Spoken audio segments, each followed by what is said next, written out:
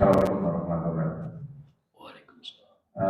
Yang saya tanya, apa sebaiknya yang harus kita lakukan dalam memperingati Maulid, atau mungkin ada contoh-contoh dari Nabi kita untuk memperingati hari kelahirannya di masa beliau masih hidup. Terima kasih. Assalamualaikum. Waalaikumsalam. Nggak ada contoh. Sahabat juga tidak merayakan. Tapi kalau sifatnya pengajian yang menambah pengetahuan para jamaah terhadap Nabi Muhammad, terhadap sirah Nabi, kira-kira apakah itu termasuk suatu kesalahan atau kekeliruan?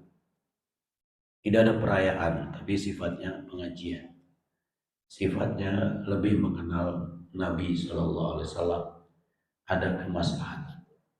Kalau kita merujuk pada fatwa tarjih, di sini disyaratkan kalau harus menyelenggarakan peringatan, maka pilihlah materi acara yang mendatangkan kecintaan kepada Nabi.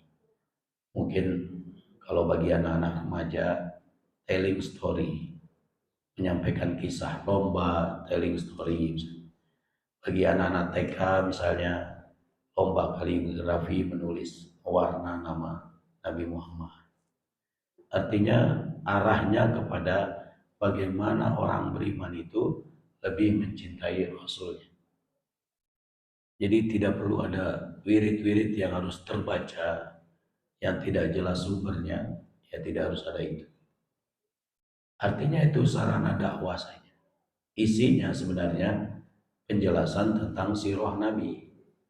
Isinya adalah memotivasi jamaah untuk lebih mendekatkan diri pada Allah melalui kecintaan kepada Nabi Muhammad.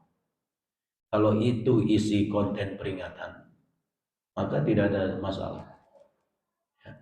Ya, kalau ada makanan, selingan diberikan makanan, itu kan wajar-wajar saja.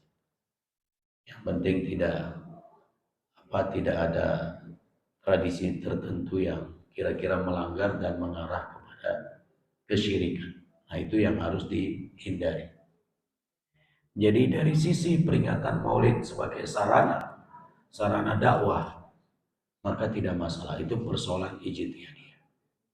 Tapi kontennya saat memperingati itu harus ada nilai-nilai yang ditanamkan agar jamaah mencintai Nabi Shallallahu Alaihi Wasallam. Saya kira itu.